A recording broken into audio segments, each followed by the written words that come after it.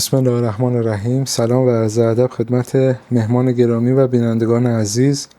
در خدمت جناب آقای علی عبدی هستیم، کارشناس مسائل رژیم صهیونیستی و منطقه. آقای عبدی، میخوای اولی سلام علیکی با بینندگان محترم داشته باشید. بسم الله الرحمن الرحیم.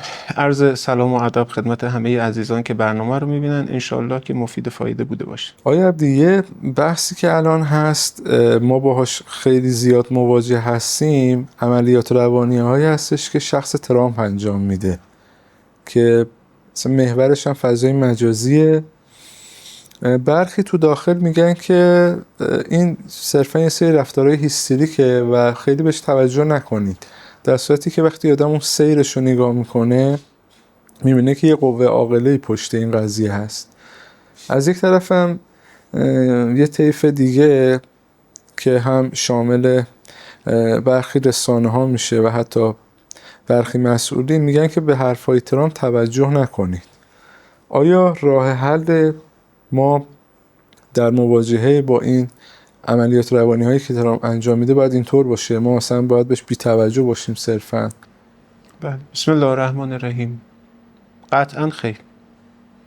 از منظر دانش عملیات روانی و تبلیغات، شما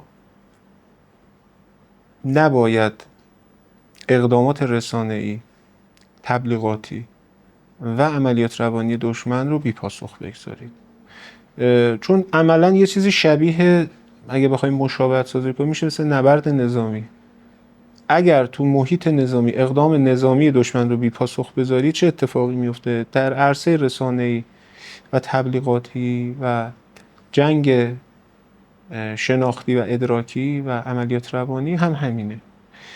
منتها یه قاعده کلی داره. قاعده کلی چیه؟ قاعده کلی اینه که اول شما باید سناریوی جنگ رسانه‌ای یا سناریوی اصلی، یا تعبیر شاید درست‌تر نقشه راه یا طرح استراتژیک طرف مقابل رو بفهمی که دشمن طرحش چیه، طرح کلانش چیه، یا برنامه کارزار رسانه‌ایش چیه، چه هدفی رو داره دنبال میکنه. بر اساس اون هدف از چه تاکتیک ها و چه تکنیک هایی داره استفاده میکنه. بعد بر اساس اون کنش خودت رو تعریف بکنی و فقط هم منفعل تعریف نکنی که حالا اون چی میخواد بکنه، من در مقابلش چه پاسخی بدم. نه، خودت هم باید برای خودت یه کنش رسانه‌ای، یه طرح کلانی، یه راهبردی، یه نقشه راهی داشته باشی. این قاعده کلیش که خدمت شما گفتم، اگر این قاعده کلی رو جاری و ساری بدانیم، پس ترامپ کنش‌هاش در چارچوب یک نقشه راه داره اتفاق میفته، بر اساس یک طرح کلانی داره اتفاق میفته. دو، قاعده دومی که میشه در این عرصه پاسخ داد اینه که چه خوشمون بیاد چه بدمون بیاد، چه قبول داشته باشیم چه قبول نداشته باشیم، باید بپذیریم ترامپ یک کمپینر رسانه‌ای حرفه‌ای است. اینم مال الان نیست. این آدم از زمانی که وارد عرصه بیزینس شد هوش رسانه‌ای داشته. بخش عمده، چرا؟ تمام موفقیت‌های این آدم به جای اینکه در عرصه واقعیت رقم خورده باشه، در میدان رقم خورده. مورد خیلی برجستش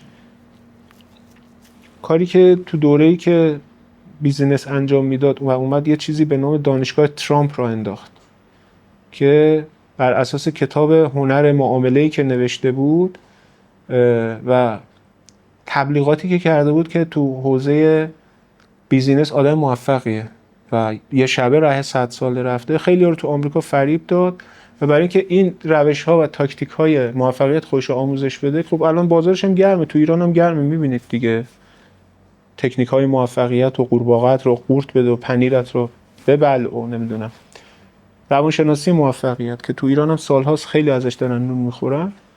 خب اینا یکی از در واقع پایه‌گذاران اصلیش رو میشه ترامپ تو آمریکا تعریف کرد. یه آدمی با یه همچین عقبه‌ای اومد دانشگاه زد و آموزش گذاشت و ازش فیلم برداری شد، برنامه تلویزیونی تولید شد، ولی آخرش مدرکایی که دادن و اینا معلوم شد پشت هیچ پشتوانه‌ای نداره و یه فریب بزرگ بوده، یه کلاهبرداری بزرگ بود و همش بدون اعتبار بود و اونایی هم که اومدن اون دوره رو گذروندن رفتن هیچ کدومشون آدم موفقی نشدن.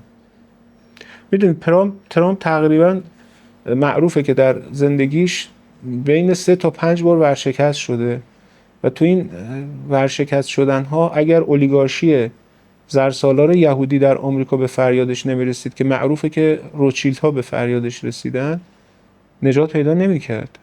همین ایوانکا دخترش که همسر جرد کوشنره، میدونید قبل از کوشنر معشوقه وارث خاندان اولیگارشیک روتشیلدها بود و بعد از اینکه دلش رو زد و مدتی که باش بود و خلاصه بهره‌ش رو برد و بعدن که دلش رو زد معرفی کرد به جرد کوشنر و در نهایت با جرد کوشنر ازدواج کرد و مذهبش هم عوض کرد دیگه، از مسیحیت تغییر مذهب داد و یهودی شد، اونم فرقه خابات که یکی از زیر مجموعه حسیدی هاست.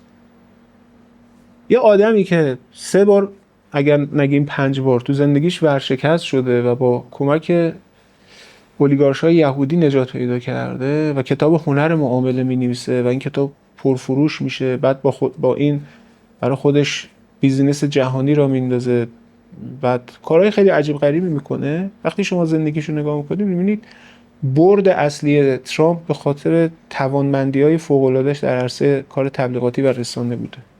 هوش رسانه‌ای فوق‌العاده‌ای داره و به همین جهت من خدمت شما میگم یک کمپینر قدر رسانه‌ای است.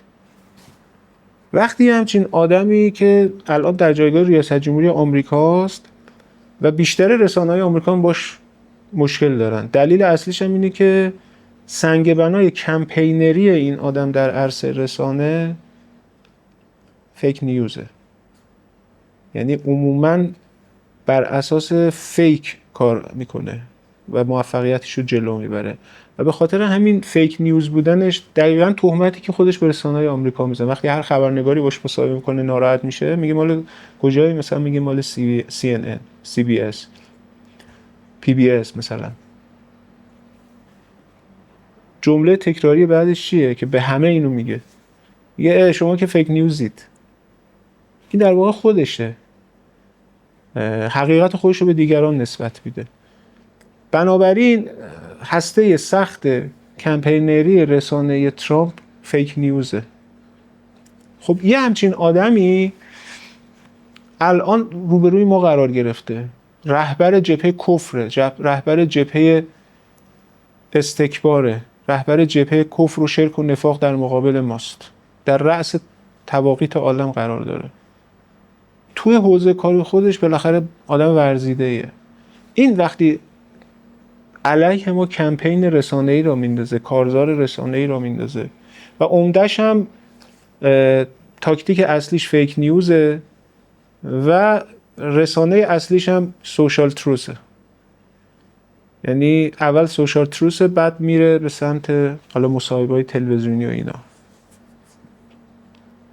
یه خاطره چند روز پیش میخوندم، میگفت که یکی از این سیاستمداری آمریکایی میگه دور اول 4 سال اولش میگفت یه بار رفتم تو اتاقش دیدم منشی رو گذاشته داره متن سوشال تروس، اون موقع توییتر بود اگه اشتباه نکنم، داره آماده میکنه. ظاهرا سوشال تروس هم مال خودشونه، یعنی خودش هم جزو سهامدارای اصلیشه.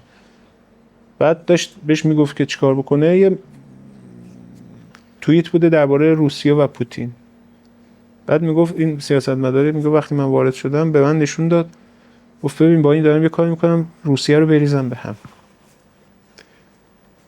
میدونه چجوری جمله بندی بکنه، چجوری بترسونه و ابزار اصلیش هم ارعابه. این البته ابزار اصلی تمام فراعنه عالم بوده، یعنی همیشه نمرودیان و فرعونیان و تواقیت و سلاطین جور و ظلم همیشه روش عموما، یعنی شما مثلا تاریخ خود ما رو ببینید، تاریخ مذهبمون رو ببینید، رویکرد معاویه در مقابل امیرالمومنین، یزید در مقابل سید الشهدا، عبیدالله در مقابل مسلم ابن عقیل. این تاریخ وقتی نگاه میکنید، هر محمد رضا پهلوی پدرش رضا خان رو ببینید، حربه اول ارعابه، میان تو شکم شما، ته دل شما رو خالی بکنن. تمدن شما رو نابود میکنم، تمام پل‌هاتون رو میزنم، تمام زیرساختاتون رو میزنم. میخواد یه جوری بزنه که شما قالب تویی کنی. وقتی مرعوب میشی سلب اختیار میشی، دیگه نمیتونی فکر بکنی، دیگه نمیتونی تدبیر بکنی. از ترس، خدا رحمت کنه مرحوم مدرس میگه وقتی روسا به ایران التیماتوم دادن که میخوام بیان و تا تهران بیان، تو مجلس دعوا شد دیگه. یه عده اومدن گفتن آقا تسلیم شیم، چی شیم فلان. مرحوم مدرس گفت آقا اگه قراره بمیریم چرا خودکشی کنیم؟ لااقل میریم تو میدون جنگ وای میسیم میجنگیم، مردونه میمیریم. اونم مرگ اینم مرگه، ولی اون مرگ شرافتمندانه است. آدم از ترس مرگ خودکشی نمیکنه. ترامپ روشش اینه، یه جوری به شما رو حمله میکنه، شما رو مرعوب میکنه که از ترس مرگ شما پیشاپیش برید خودکشی کنید.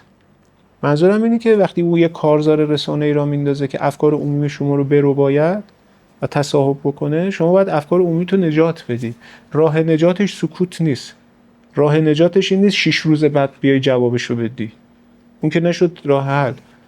عزیزانی که 6 روز بعد میان جواب میدن، بعدن استراتژیستای ارشدشون میان خیلی استراتژیک حرف میزنن، خیلی ادبیات استراتژیک دارن، بدیهیات استراتژیک رو رعایت نمیکنن. بدیهیات استراتژیک اینه که وقتی ترامپ داره حتاکی میکنه که به شدت هم آدم حتاک و بددهن و هرزه‌ای هم هست که این نتیجه شخصیت و زندگی و خانواده و کاروبارشه، آدمی که تمام عمرش تو فساد بوده، رفیق گرم و گلستانش جفری اپستین بوده، خب یه همچین آدمی ازش خیلی نباید انتظار ادب و احترام و اخلاق داشته باشی.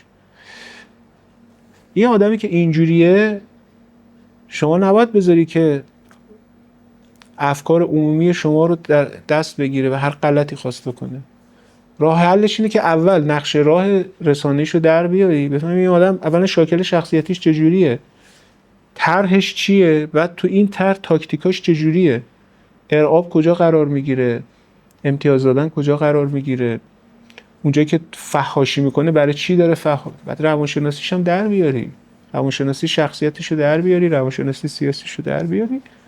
حالا یه برنامه بلند مدت می‌نویسی، یعنی در مقابل طرح کلان یه طرح کلان می‌نویسی که حالا اون اگه طرحش اینه من طرح ما به ازام باید چی باشه. حالا وقتی طرح کلانتو نوشتی که بشه راهبرد شما، حالا تاکتیکاش هم بعد ما به ازا تعیین.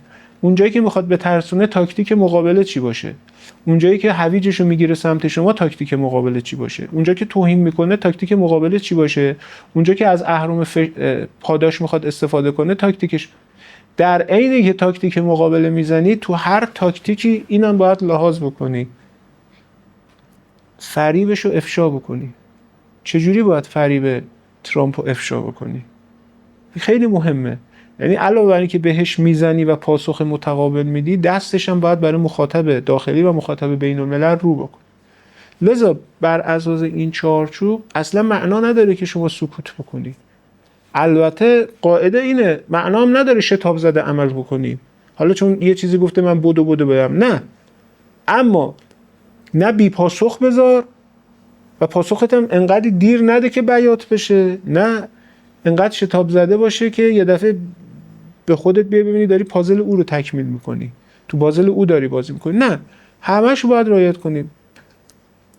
کاملا هم شدنیه. شدنیش اینه که شما مشاور خوب رسانه‌ای داشته باشی، آدم خوب رسانه‌ای داشته باشی، آدم خوب رسانه‌ای به معنی واقعی، نه اینکه یه عده آدمی که 20 سال تو رسانه دارن کار میکنن ولی تو 20 سال گذشته شکست داشتن، همش هیچ پیروزی نداشتن، تمام کارزارهای رسانه‌ای رو باختن، یه کارزار رسانه‌ای موفق نداشتن.